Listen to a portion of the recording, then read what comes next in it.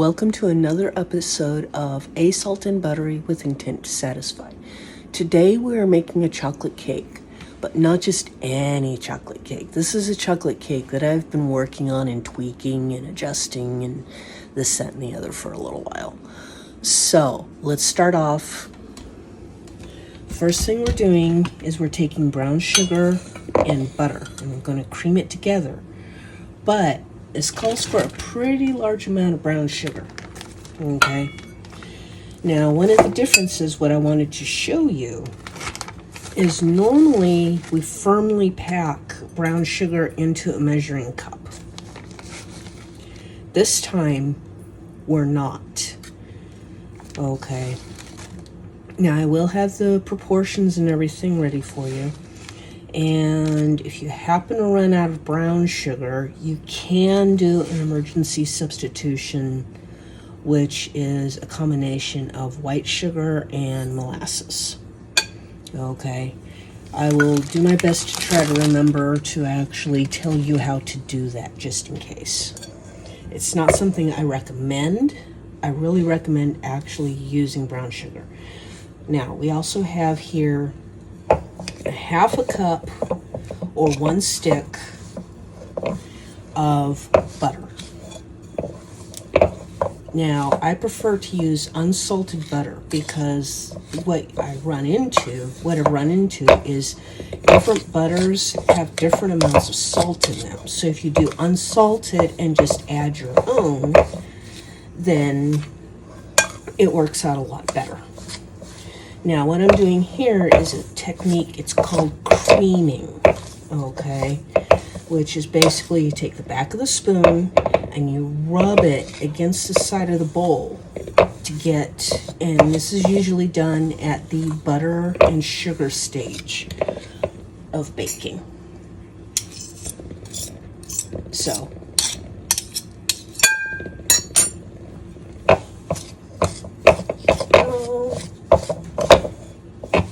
back of the spoon.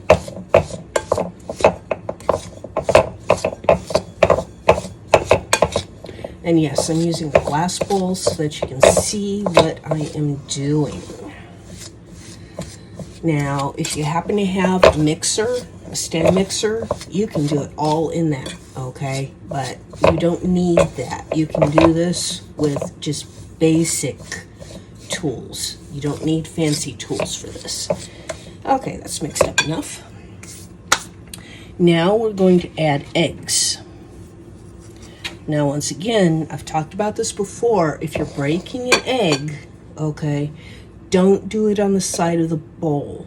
You risk getting pieces of eggshell in it. Do it on a flat surface,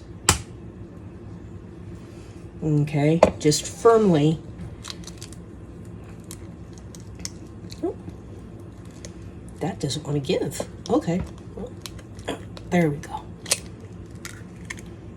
1,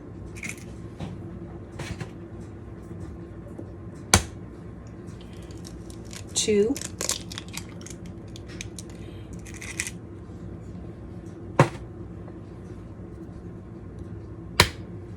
3. There we go. At this point, we also add the vanilla.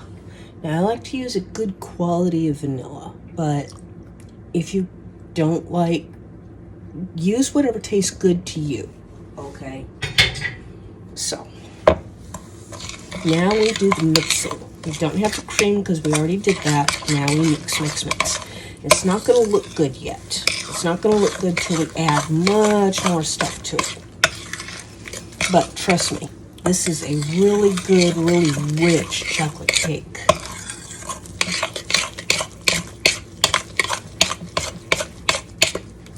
Now, we're going to add the unsweetened cocoa powder. Okay. And some melted unsweetened chocolate. Now, you can use the little tablets of baking chocolate. You can use the bars of it, but you don't want to use sweetened for this, okay? You want to use a nice, dark, unsweetened chocolate for this.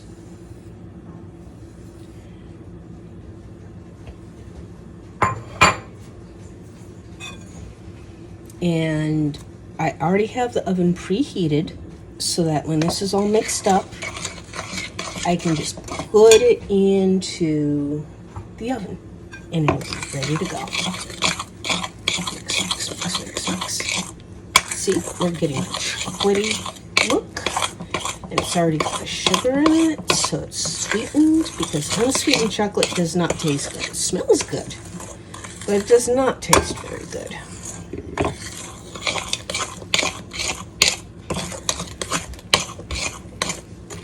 Now, I actually do, this is one thing that I do differently, is if you're doing a devil's food cake recipe, at this point, it would call for water.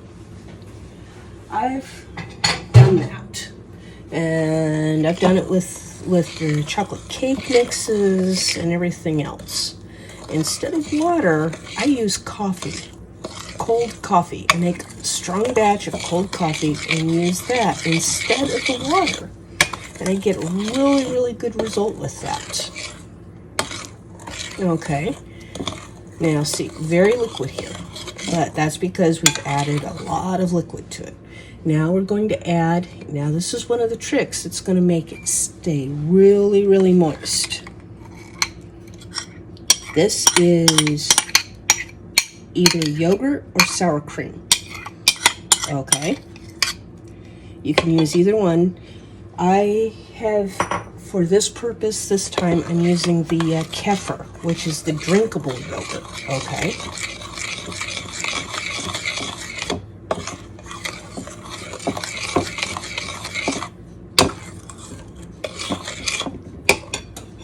now we're going to add, oh, we just lost the spoon. Okay, that happens. That happens sometimes. I'm going to get a fresh spoon here. Hold on just a second. Okay, here we go. We have the chocolate and everything else mixed in. Now comes the flour and the baking soda. Do not substitute baking powder for baking soda. Okay, don't substitute it either way because it is not the same. And some salt. Like I said, I use unsalted butter, and then I can add the amount of salt that I want. Now mix, mix, mix, mix, mix.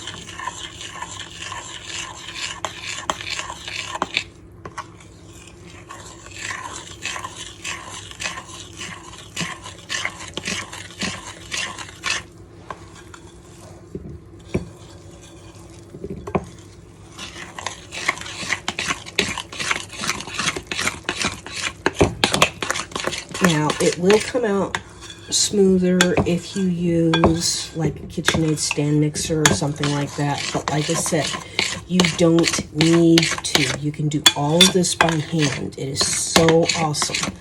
And this is how I started cooking. I started cooking by hand because I didn't have the equipment. I didn't have the different tools.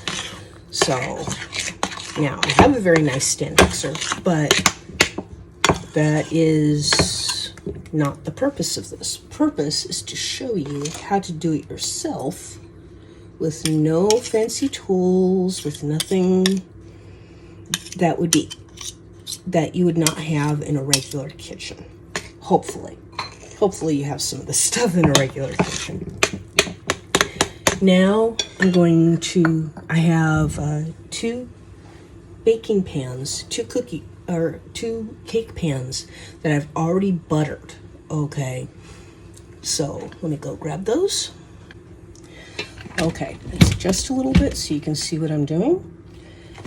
And here we go. Here's one of the cake pans. Like I said, nicely buttered. Okay. Now, One thing I like to do is it makes a lot less of a mess. I've tried the pouring it out of the bowl, okay? I just found that I make an even bigger mess than I usually make with cooking when I try to do that. So I use a ladle, okay? And that allows you to get the proportions pretty much equal.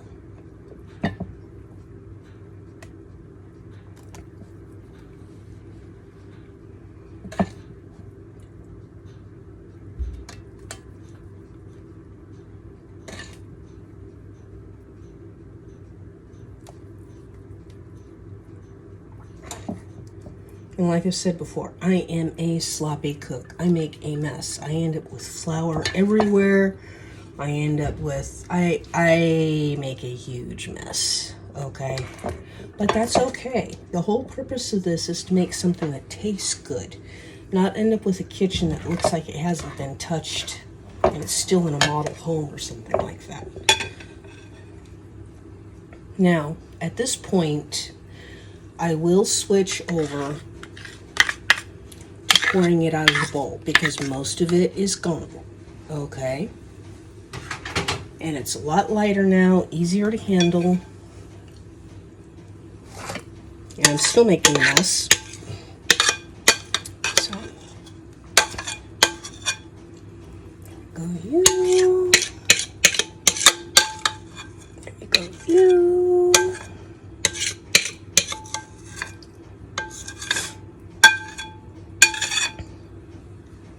Okay. There we go. Now, these going into a 375 oven for about 20 minutes. I'll check on them in about 15, or start checking on them in about 15. As you can probably tell, I don't have exactly the same amount in each pan, no matter how much I try. I never seem to manage that one. Now, a trick for putting them in the oven. If you're cooking them both at the same time, do not put them one above the other. Okay, if you do that, the one on the bottom of it will cook faster and end up burning before it's cooked, while the top one slows down the cooking because it cooks from the top down. Okay, you actually want to put them side by side if you possibly can. If you cannot do that, you have to do this one at a time. Okay, I've had to do that. Found that out the hard way. Okay, so once again, these are going to go into the oven. Okay, I'll start checking on them in about 15 minutes, and in the meantime, we'll be working on something else that has to cool off about the same amount of time that these cakes have to cool off before I can use it. So that's going to be awesome. So we'll come back in just a little bit and I'll show you what's going on.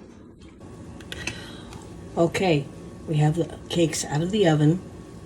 Now the first test for doneness is you touch it. Okay, just like that.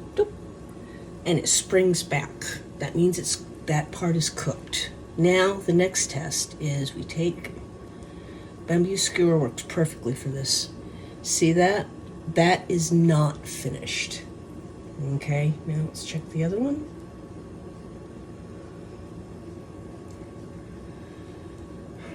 Not quite.